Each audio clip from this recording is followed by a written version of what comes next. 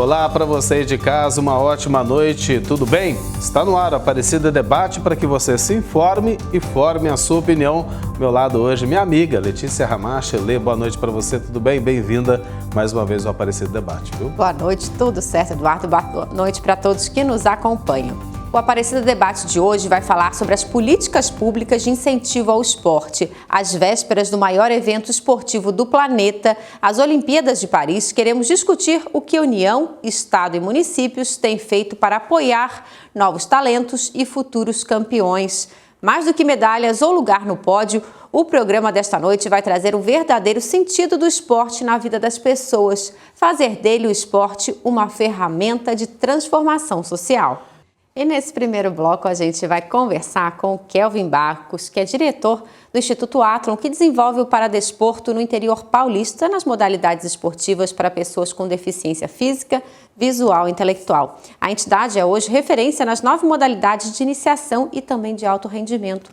No total, são mais de 80 para-atletas com idades entre 11 e 61 anos. O Kelvin conversa com a gente pela internet. Muito boa noite, seja bem-vindo. Boa noite, uma satisfação poder estar aqui para poder falar um pouquinho do paradesporto. Kelvin, queria que você começasse falando, até a gente viu na reportagem, como que o poder público pode incentivar o esporte? Olha, acho que a primeira coisa, nós estamos aí numa dependência, né, das entidades como o Instituto Athlon e outras entidades em desenvolver projetos, né? Por quê? Cada vez que passa mais isso aí, as prefeituras, o poder público tem que começar a olhar mesmo um pouco para o setor comunitário, né? Então, o esporte de alto rendimento, ele precisa ter um outro viés na questão das leis de incentivo, que também vem do poder público, né?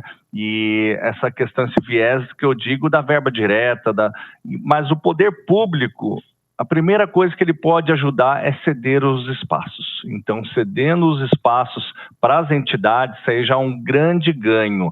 Você poder oferecer um espaço digno para as pessoas com deficiência é algo que, mostrando respeito, mostrando a inclusão, e isso nós temos aqui em São José dos Campos. Agora, Kelvin, de uma forma geral, você acredita que então que o poder público tem feito muito pouco pelo esporte, né? Seja ele olímpico ou paralímpico?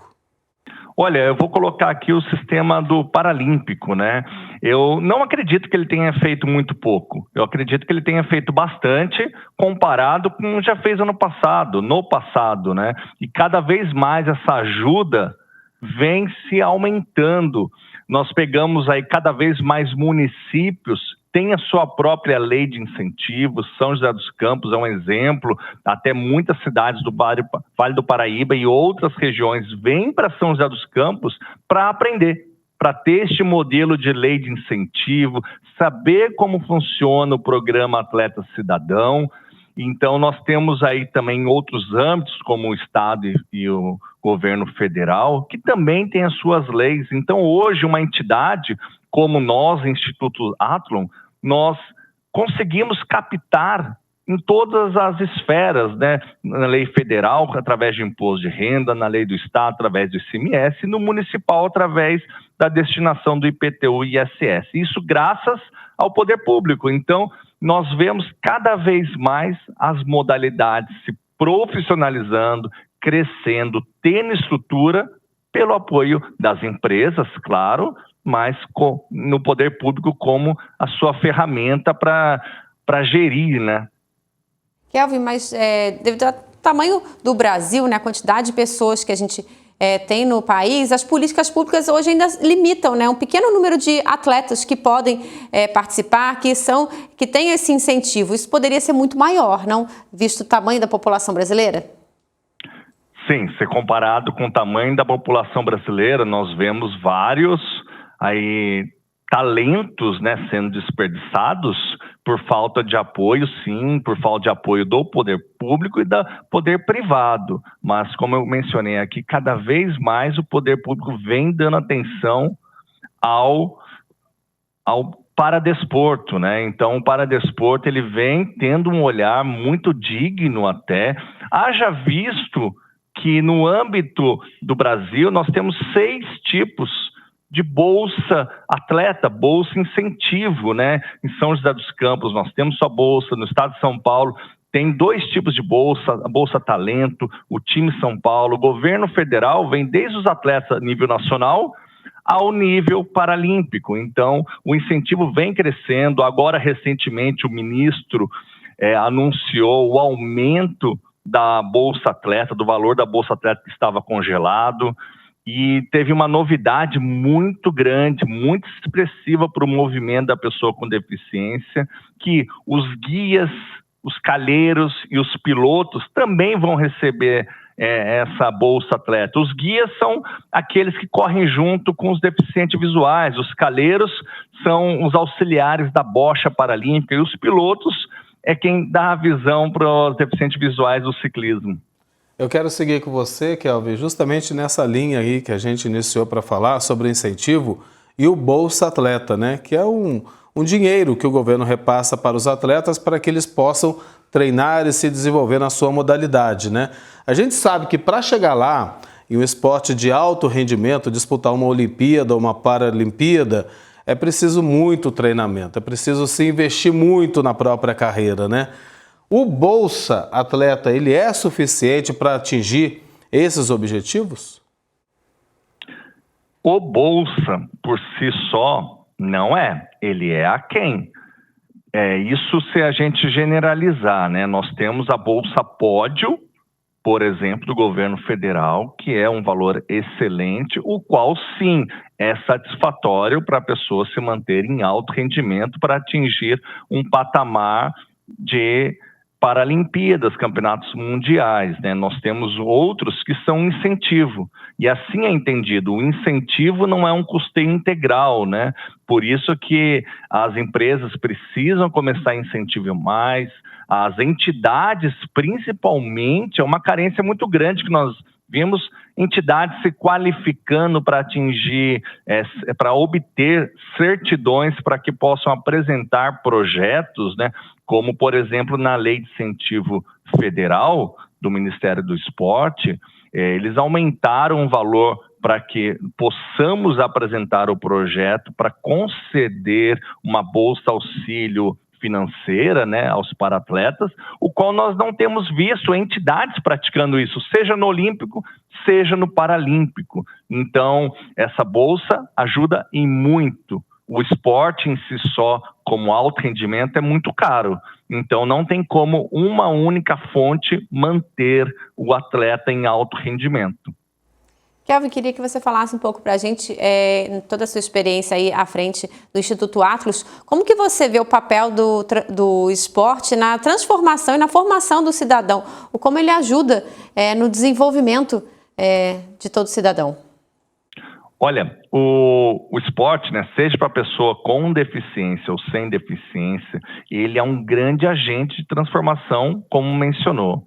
Ele realmente é uma base para que possa mudar a vida da pessoa, seja através da disciplina, a sua qualidade de vida, né, no dia a dia, porque ele vai ter que treinar, ele vai ter que ter aquela rotina, consequentemente ele vai evoluindo a sua parte técnica, ele vai ter uma instrução para melhorar a sua alimentação, o seu sono. Então, se ele não se transformar num atleta de ponta para ir para umas Paralimpíadas, com certeza a base, o seu estudo, a sua pessoa vai ser mudada sim. Pelo que a gente está discutindo até agora nesse primeiro bloco, vou perguntar para você se você concorda ou não, daí eu faço a pergunta. Tudo bem? Vamos lá? Vamos. Ficou claro que o Bolsa Atleta ele não é suficiente para custear um atleta, um para-atleta, para chegar nessa modalidade de alto rendimento a disputar uma Olimpíada ou Paralimpíada, certo? Sozinho não é. Sozinho não é. Aí entram as entidades, como o instituto que você participa, né, aqui no interior paulista, e também os patrocínios que vêm da iniciativa privada.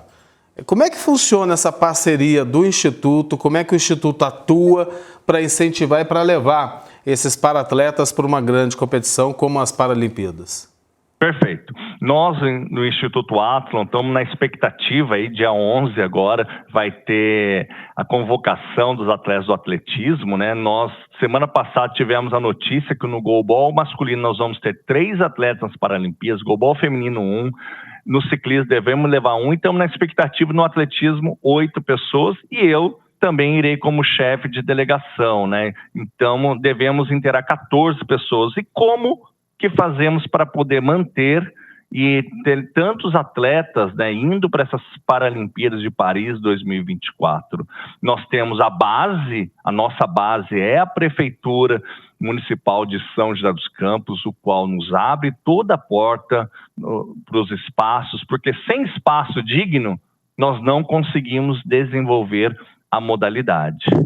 Nós temos aí, através de leis de incentivos municipal, destinação do IPTU e ISS, que nós temos grandes empresas amigas aí, o qual já nos dá a base, outra base, né? Começa a aumentar a pirâmide do como que é as Paralimpíadas, para que a gente possa oferecer um melhor material, oferecer uma logística, e nós vamos capacitando tendo mais certificações para que a gente possa galgar tamanhos maiores, como a Lei de Incentivo Federal, o qual nós também conseguimos captar e oferecemos uma bolsa auxílio. Então, nós temos atletas hoje que recebem verba na Bolsa Pódio, que é do governo federal, a Bolsa Auxílio através do Instituto Athlon pela Lei de Incentivo. Então, o atleta consegue se manter em alto rendimento. Nós temos atleta hoje do goalball, por exemplo, treinando 11 períodos por semana. 11 períodos por semana,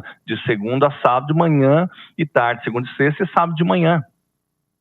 E Kelvin, agora para a gente encerrar, o Brasil que vai para as Olimpíadas de Paris, é o mesmo Brasil que a gente vê nas periferias, as populações mais vulneráveis? Como que você vê até essa disparidade, né? Que infelizmente a gente percebe que tem com quem pratica o esporte de forma amadora? Exato. Sim, é o mesmo que nós vemos na periferia, nas populações mais vulneráveis, só que ela é a mesma, só que transformada, né? Ela foi transformada através do esporte, através dos seus profissionais de educação física, que deram aquela disciplina, aquele treinamento. O atleta por si só teve que ter aquela vontade para romper a barreira, né? E com o auxílio das prefeituras, do governo do estado de São Paulo, do governo federal, com essas bolsas, né, auxílio, o Comitê Paralímpico Brasileiro, através do seu patrocinador Master Loterias Caixas, né, aqui mencionando, eles nos dão toda a estrutura para atleta, né? Então, sim a mesma, mas é aquela parcela que foi transformada através de apoios, né, que ninguém vai fazer nada sozinho. E assim que eles chegaram com uma rede de apoio. Kelvin, muito obrigada pela sua participação aqui no Aparecida Debate. Tem que ter realmente, né, um conjunto de iniciativas para ajudar os atletas, seja dos governos, seja das iniciativas privadas e também de institutos, como o Instituto Athlon. Muito obrigada pela sua participação. Seja sempre bem-vindo aqui à TV Aparecida. Eu agradeço muito a abertura, o Instituto Athlon fica muito feliz de poder participar, poder falar, e espero a todas aquelas famílias que têm seu filho, que tem alguma deficiência, possa procurar entidades para que desenvolva o esporte. O esporte literalmente transforma as vidas. Logicamente, né, Kelvin, a gente vai ficar tudo aqui na torcida para a participação do Brasil nas Olimpíadas e Paralimpíadas, mas a gente precisa começar a entender e por isso a gente está fazendo o Aparecida Debate de hoje, nessa semana que começam os Jogos de Paris. A gente precisa entender que o esporte deve ser uma ferramenta, como a gente disse, de promoção e de inserção social principalmente. Muito obrigado, seja sempre bem-vindo aqui na TV Aparecida, viu? Um abraço para você. Um abraço, boa noite. Até mais, tchau, tchau. Aparecida Debate faz uma pausa, voltamos daqui a pouco com mais informações sobre políticas públicas de incentivo ao esporte. Até já. Estamos de volta com o Aparecida Debate, nesta noite falando sobre o esporte, o incentivo do poder público na formação de atletas cidadãos. E neste bloco a gente conversa com o José Maurício Cardoso, professor e sociólogo da Unital, Universidade de Taubaté, aqui no interior paulista, veio gentilmente aos nossos estúdios para bater esse papo sobre a Olimpíada que começa nesta semana. Professor, mais uma vez, obrigado pela presença aqui na TV Aparecida. Boa noite. Tudo bem com o senhor? Boa noite a todos os telespectadores. É sempre um prazer estar aqui com vocês, compartilhando ideias, valores, sentimentos e, claro, muita informação e informação de qualidade. Para o programa desta noite, professor, mais do que a Olimpíada, como um grande evento esportivo, a gente quer trazer o que vem por trás dessa Olimpíada, que é o incentivo, pelo menos deveria ser, né? O incentivo ao esporte, as políticas públicas para a formação de jovens atletas. Como é que o senhor vê isso hoje? Quais são as políticas públicas que existem hoje no Brasil? São suficientes ou não para atingir seus objetivos? Olha só, a primeira informação importante é que existe uma lei de incentivo ao esporte, que abrange todos os entes federados, o governo federal, o estadual e até o municipal. Se são suficientes para as demandas que nós temos, claro que elas são insuficientes. Mas é importante deixar claro que muita coisa foi feita a partir de 2006 e muita coisa tem sido feita nos dias de hoje. Não só no sentido de criar possibilidades desportivas, mas também de projetar o Brasil no cenário internacional diante desse aspecto que é um fenômeno importante da natureza humana, que é exatamente a competitividade. E como que o senhor vê que quem deve promover as políticas públicas de incentivo ao esporte? É só o poder público? Não, as empresas privadas também têm esse papel de poder atuar também nesse incentivo? Olha só, toda vez que você fala em políticas públicas, automaticamente envolve entes particulares. Então é interessante que hoje nós temos uma lei. Essa lei ela possibilita não só pessoas jurídicas, mas também pessoas físicas a participarem do processo. Existe ali uma lei tributária que facilita ou valoriza a participação da pessoa. Só para o telespectador ter uma ideia, claro que depois, a lei precisa ser buscada, precisa ser investigada, mas para pessoas jurídicas, de 1 a 2% do faturamento da empresa anual. E para pessoas físicas, de 6 a 7%. Quer dizer, existe uma obrigação e uma necessidade por parte do Estado em fazer com que haja a promoção desse processo, mas a sociedade civil também pode e deve participar desse movimento, desse processo como um todo. Bem, professor, a gente tem acompanhado, né? Desde quando o atleta começa na sua modalidade para atingir esse nível de alto rendimento e disputar uma Olimpíada, ele precisa investir muito dinheiro. E aí vai treinamento, um local apropriado, material, alimentação, inscrição em campeonatos e torneios. Ou seja, é um investimento grande, né? A lei de incentivo ao esporte, pelo que o senhor tem conhecimento, o senhor começou a falar, eu queria que o senhor detalhasse um pouquinho mais pelo que o senhor sabe. Ela é suficiente para formar esse garoto, esse menino que começa e de repente vai lá disputar uma Olimpíada para defender o Brasil, conquistar uma medalha? Bem, nós temos que separar em duas situações. O primeiro é o esporte enquanto processo pedagógico ou processo educacional, tá? Então, qualquer pessoa jurídica pode abrir entidades ou instituições que tenham como projeto promover a educação desportiva para a juventude de maneira geral. Porém, nós temos alguns desportistas que são classificados como de alta performance ou alto rendimento, né? São exatamente aqueles que se destacam nas áreas específicas. Então, essas pessoas, elas precisam de um tratamento diferencial em relação aos atletas comuns, tá? Então, hoje, por exemplo, existe uma bolsa atleta que pode chegar até R$18 mil. Você vai dizer, mas é muito dinheiro? Não, dependendo do esporte, não é. Sim. Entendeu? O que é importante é que, uma vez que o esportista se destaca no espaço dele, ele pode receber patrocínio e ele pode receber também doação. E isso automaticamente acrescenta valores ou possibilidades ao esforço, ao rendimento que essa pessoa está localizada. Mas é importante dizer para todo mundo, né? Tanto o patrocínio quanto a doação tem também uma especificidade legal. Então, não é qualquer um que pode receber, não é qualquer um que pode doar também, né? Existe todo um trâmite ali. Mas o que é importante é exatamente isso, né? Existem categorias e essas categorias são valorizadas nas condições em que elas são postas. Claro que isso muitas vezes é insuficiente ou deveria ocorrer um realinhamento dessas necessidades básicas do atleta. Mas como a gente vive num país em que o desporto, o esporte não é muito valorizado, a gente precisa reconhecer que nas condições em que o esporte acontece, está razoável. E essa razoabilidade é que nos impulsiona para novos desafios ou novas conquistas. E como que o senhor vê que assim, é possível incentivar o esporte sem a ajuda do poder público? Ou não tem jeito, tem que ter o apoio do poder público para o esporte deslanchar no país?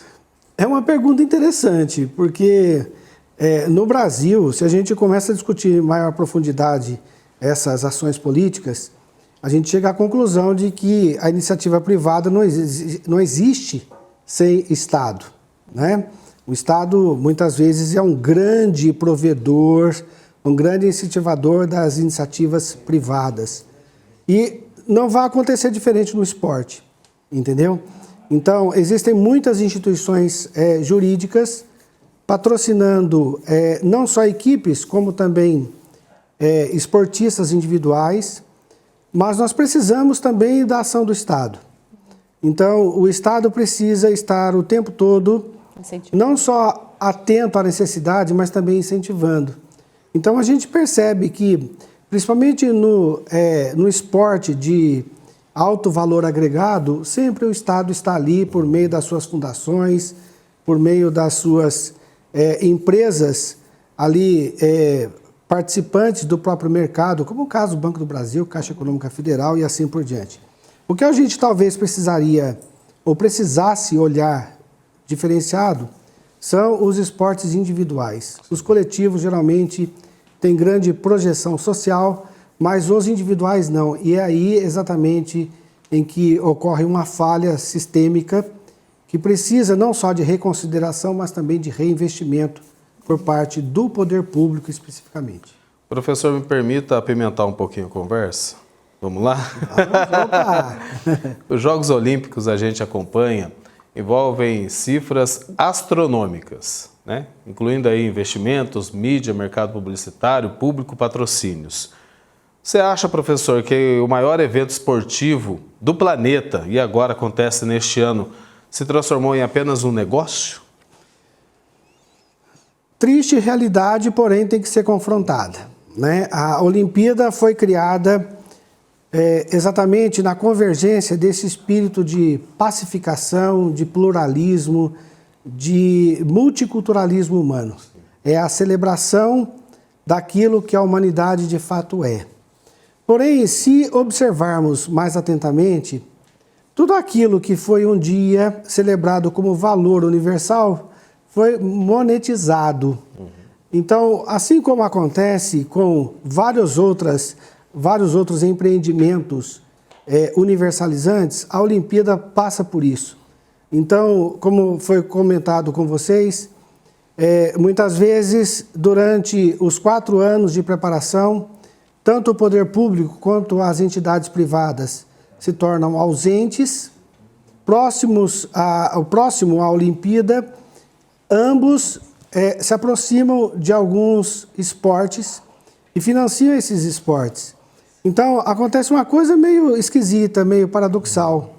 Então, muitos atletas, muitos desportistas, passam 3 anos numa míngua, numa dificuldade tremenda para manter o exercício, para manter a qualidade e tudo mais. Chega no último ano, começa a aparecer patrocínio de tudo quanto é lado.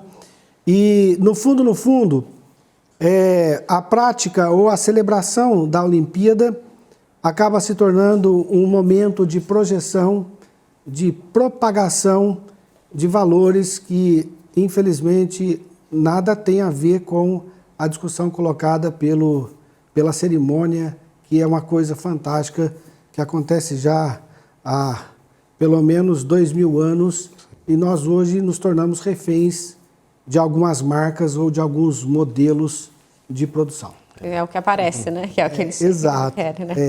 É muito triste. E agora voltando, falando um pouquinho sobre o papel das entidades e da própria sociedade, da comunidade no desenvolvimento dos jovens e dos atletas. A gente vê que as iniciativas, pequenas iniciativas nas comunidades são fundamentais para incentivo do esporte. Olha só, existe um ditado latino muito antigo que eu gosto de citar sempre nessas discussões. Esse provérbio diz assim: mens sana in corpore sano, mente sã em corpo são, né?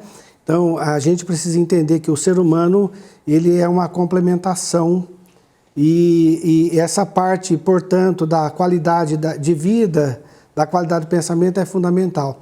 Então, a ideia do esporte, de maneira geral, é juntar as duas coisas, unir as duas coisas. Então, para você ter uma mente boa, o corpo tem que ser exercitado, o corpo tem que ser colocado em movimento, ele precisa ser testado de maneira, claro, positiva, de maneira muito segura. E o esporte, de maneira geral, contempla isso daí, nas suas múltiplas modalidades. Então, não existe um esporte que se destaque em relação ao outro. O que é importante é que as pessoas entendam que um jovem só terá um crescimento equilibrado, satisfatório, se ele fizer a junção de uma série de elementos. E dentre esses elementos, é claro, a prática desportiva. Então, a ideia é sempre essa: pratique qualquer esporte. Veja qual é a sua habilidade, qual é a sua potencialidade e pratique, né? Até porque isso vai ser de fundamental importância para a velhice.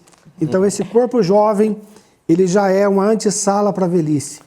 Pessoas que envelhecem bem são pessoas que praticam esporte. Professor, isso é que eu fiquei tão ansioso para falar que eu vou do raciocínio do senhor, isso independente de uma medalha ou de uma vitória, a vitória é nossa, né?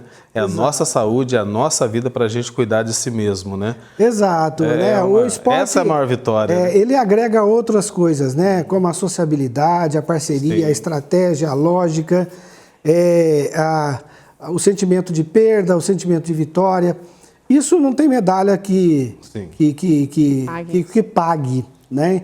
Então, claro que ninguém deve começar uma prática desportiva imaginando que vá para a Olimpíada X ou Y, né? É muito pouco. O que é legal é você participar, né? Que a Olimpíada seja uma ferramenta para incentivar a pessoa que está lá sedentária para começar a fazer atividade física, né? Exato. Eu preciso fazer essa última pergunta para aproveitar a presença do senhor aqui no Aparecida Debate. Ano de Olimpíada, mas também ano de eleições municipais em que vamos escolher os nossos futuros governantes nos municípios. Prefeito, vice-prefeito, também aqueles que nos vão representar nas câmaras municipais. Pegando esse gancho das eleições, para o eleitor agora, o recado dado para ele que está preocupado, que a gente está conversando aqui, a falta de incentivo, a formação dos jovens atletas, a formação do cidadão. Como é que a gente pode ficar esperto e atento àquelas promessas que virão? Não tem jeito, professor, promessa vem de monte. Mas aquilo que é possível fazer no incentivo ao esporte, aquilo que cabe ao prefeito fazer, desde a quadra, né? Manter a quadra pelo menos num bom estado de conservação. Mas mais do que isso, vamos batalhar por mais coisas para a formação desses jovens atletas. O que a gente pode esperar e cobrar dos candidatos a prefeito? A prática esportiva está ligada à qualidade de vida, à saúde coletiva. Então, uma dica importante para o telespectador, para o eleitor e para aquele também que não é eleitor agora, é que preste atenção no programa de prefeitos e também na proposta de vereadores.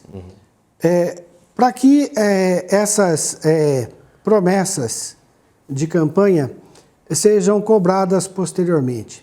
E, claro, usar o bom senso. Existem propostas que não são executadas, impossíveis de serem executadas. Então não adianta, por exemplo, imaginar que vai trazer um estádio olímpico para Pindamonhangaba ou Aparecida ou Roseira. Isso é devaneio, isso é mentira. Mas a quadra de esporte, a manutenção de profissionais do esporte, os contratos, parcerias com entidades privadas ou particulares em relação a esse fenômeno, a essa necessidade, tudo isso é válido. O que é importante perceber é o seguinte: nós temos uma população jovem que precisa ser atendida nesse quesito, nesse espaço específico do esporte. Então, estar atento e comprometido é fundamental para que, primeiro, os eleitos sejam responsáveis e solícitos a essas necessidades, e segundo, que não seja mais uma eleição em que o eleitor é tapeado, enganado pelos falsos discursos e pelas promessas, muitas vezes enganosas, por parte dos candidatos. Tomar cuidado também em relação ao esporte para esses candidatos que virão aqui. Professor, muito obrigado mais uma vez pela presença, que muito contribui para a gente poder desenvolver aqui o nosso tema, nesse caso, o esporte, a política pública, às vésperas aí da Olimpíada de Paris. Muito obrigado, viu? Eu que agradeço e estou sempre à disposição de vocês. É sempre um prazer estar aqui. Obrigada, seja sempre bem-vindo à TV Aparecida. Boa noite. E agora a gente vai para um rápido intervalo e já voltamos com um debate sobre as políticas públicas de incentivo ao esporte. Estamos de volta com a Aparecida Debate, que hoje destaca o esporte e as políticas públicas de incentivo à formação de atletas aqui no Brasil. Neste terceiro e último bloco, a gente recebe aqui nos estúdios o Cipriano César da Silva, conhecido no skate como Cypress. Ele é representante da Associação dos Skatistas e treinador da seleção de Taubaté, aqui no interior paulista, além de ser um atleta master de skate. Muito boa noite, seja bem-vindo ao Aparecida Debate. Boa noite, tudo bem? Tudo certo. Para a gente começar a nossa conversa, queria que você falasse como que o esporte, como que o skate entrou para sua vida. Olha, ele entrou assim, eu comecei a andar escondido com o skate do meu irmão. Ele ia trabalhar, ele não deixava andar com o skate dele e eu pegava escondido para começar a andar. E daí o gosto não parou mais. Comecei a andar, efetivamente, trabalhava, ajudava muito meu pai, nas contas de casa e com um pouco do dinheiro eu adquiri meu primeiro skate, em 2014. No ano de 2000. Aí, até hoje, fui seguindo o trajeto, Comecei a participar das competições, fui indo. Hoje, participo na categoria Master e sempre levando aí o meu conhecimento, instruindo novos atletas. É legal você contar a sua história. Cipriano ou Cypress? O que você prefere?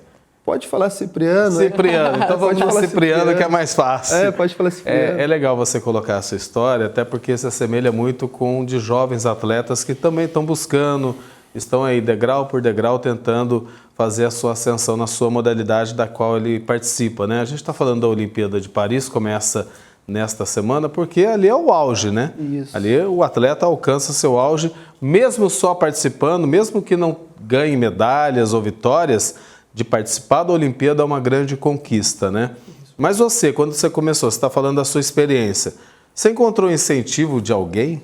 Fora a família, lógico, a família sempre está do lado, a família sempre apoia.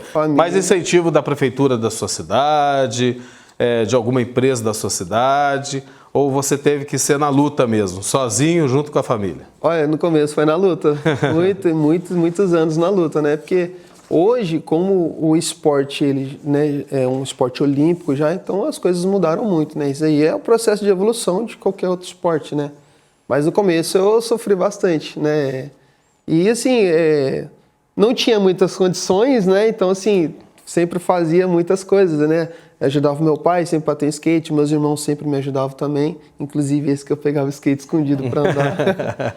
Ele sempre me ajudou para ir para as competições, porque são gastos, O skate não é esporte barato, como nenhum esporte é barato, Por questões de transporte, pagar uma alimentação, pagar inscrição e por aí vai. Mas eu sempre batalhei bastante, Sempre tive ajuda de amigos em competições que o pessoal organizava, a galera se unia, pagava minha inscrição, como hoje a gente vai repassando, Então, através disso, Na época não tinha muito, Poxa, eu ando de skate já há 24 anos. Então, assim, na época não tinha muitas ajudas, assim, de prefeituras e governos. Sempre teve, né? Mas era mais difícil na época, né? Não que hoje também seja fácil, porque a gente não consegue ajudar todos. E você falando exatamente de ajuda de prefeitura. A gente vê, tem muitas pistas de skates aí espalhadas pelas cidades e muitas vezes a manutenção às vezes não é adequada. Você percebe isso? Hoje em dia como que está? Apesar do skate ter se tornado um esporte olímpico, tem mais atenção ou não? Ainda a comunidade do skate precisa estar arrumando esses espaços, estar fazendo a manutenção para poder treinar? Sim, na verdade, assim, para se construir uma pista de skate não é nada barato, né? É um orçamento muito alto.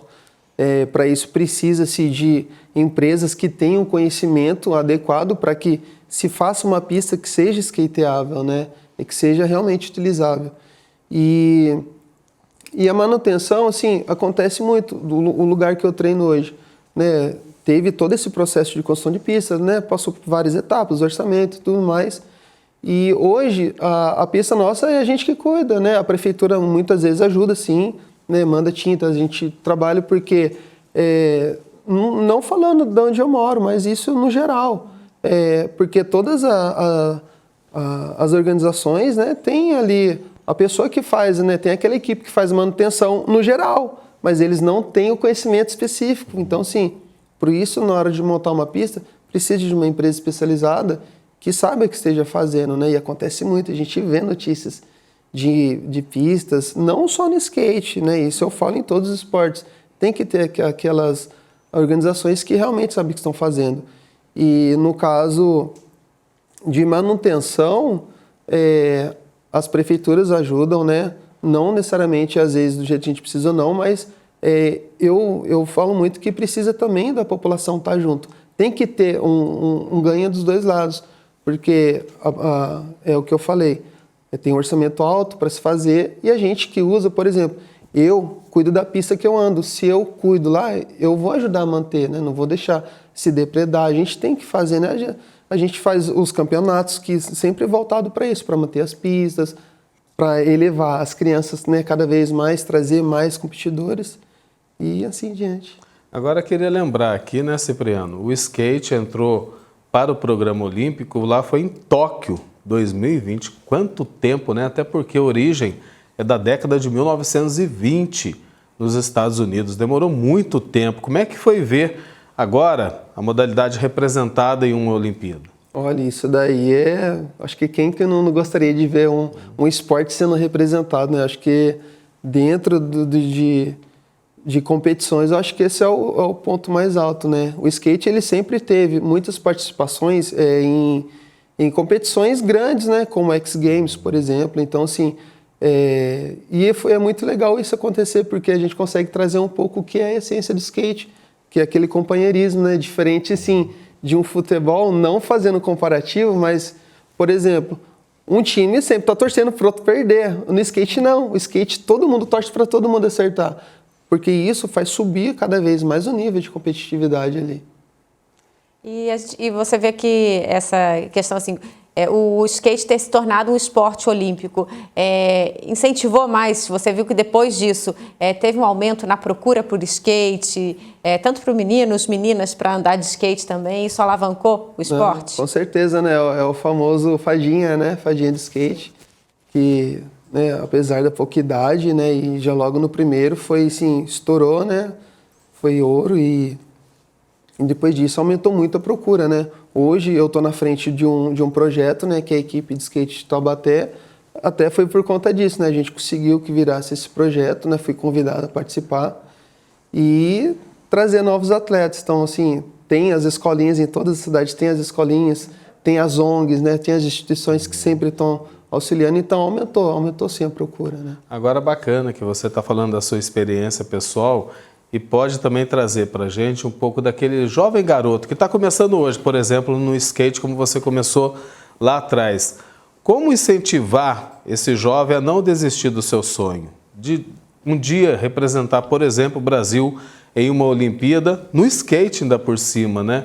Como é que o esporte transforma a vida desses jovens atletas e transformou a sua? Olha, transforma principalmente em questão de caráter, né? Acho que isso aí é o principal.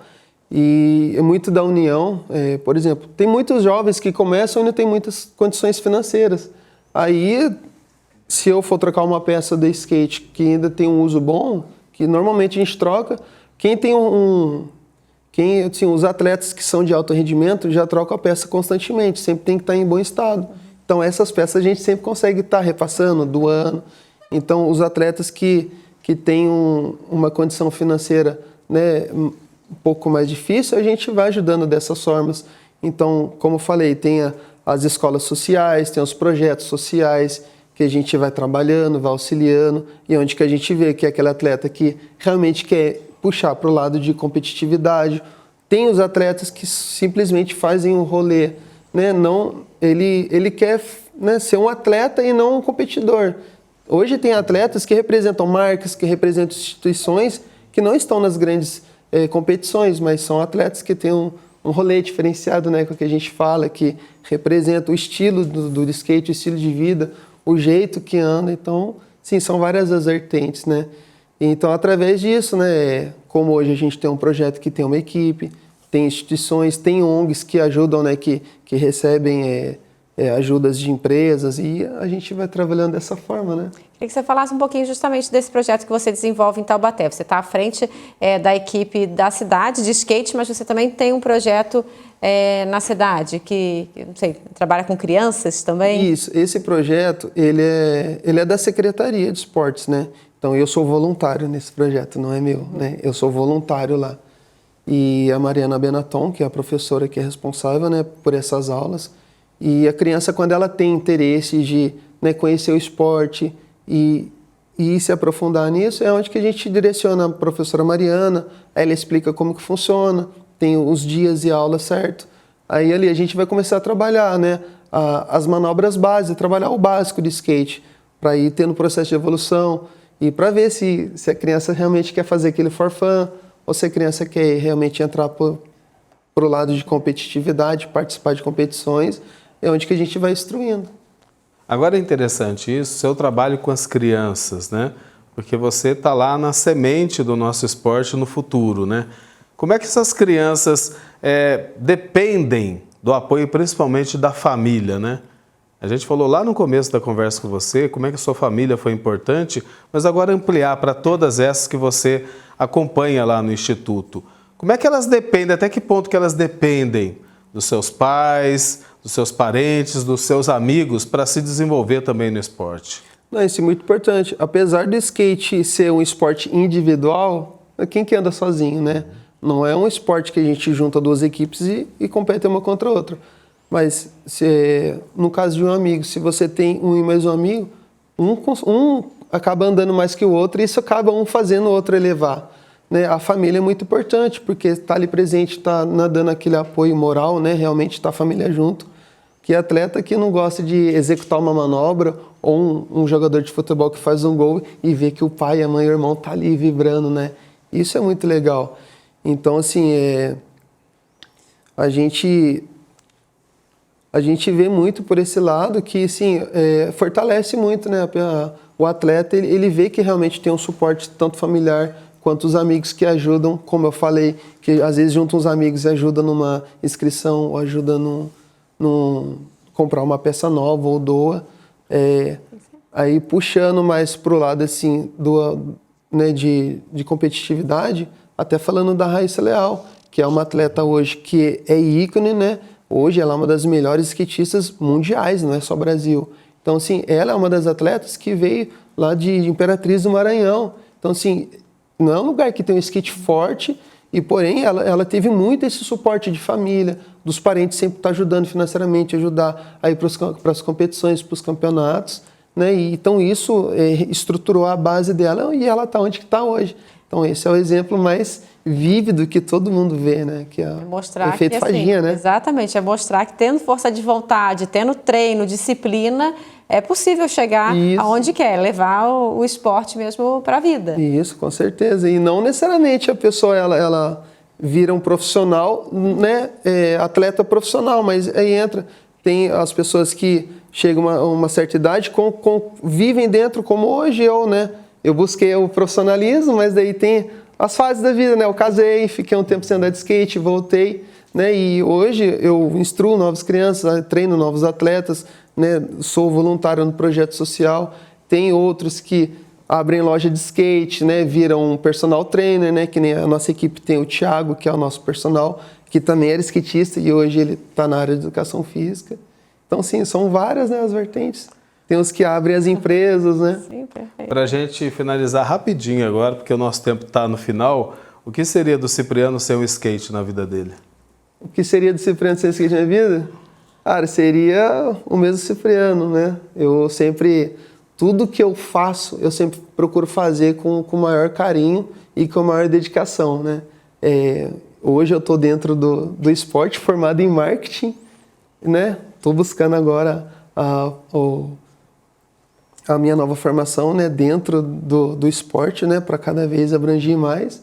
Mas é isso, eu sempre busquei, sempre toda a vida, fazer o meu melhor, né? Onde quer que eu toque, né? E sempre buscando a orientação de Deus para que tudo aconteça da melhor forma possível. Então o skate agradece. E a gente também, a sua participação aqui conosco no Aparecida Debate. Muito obrigado, seja sempre bem-vindo. Boa noite para você, viu? Boa noite. Muito obrigado, Cipriano. Então, boa noite para você. Vida longa aí para você e para o skate. E assim a gente encerra o Aparecida Debate de hoje. Para você rever esse programa é só acessar o YouTube da TV Aparecida ou também no nosso Instagram, @jornalismo-tv-aparecida, além das notícias e os bastidores dos trabalhos que você pode também sugerir para a gente debater aqui toda terça-feira. É isso aí, Aparecida Debate de hoje fica por aqui, desejando para você uma boa noite, um ótimo descanso e até a próxima. Até lá. Obrigada, Eduardo. Boa noite. Valeu, Lê.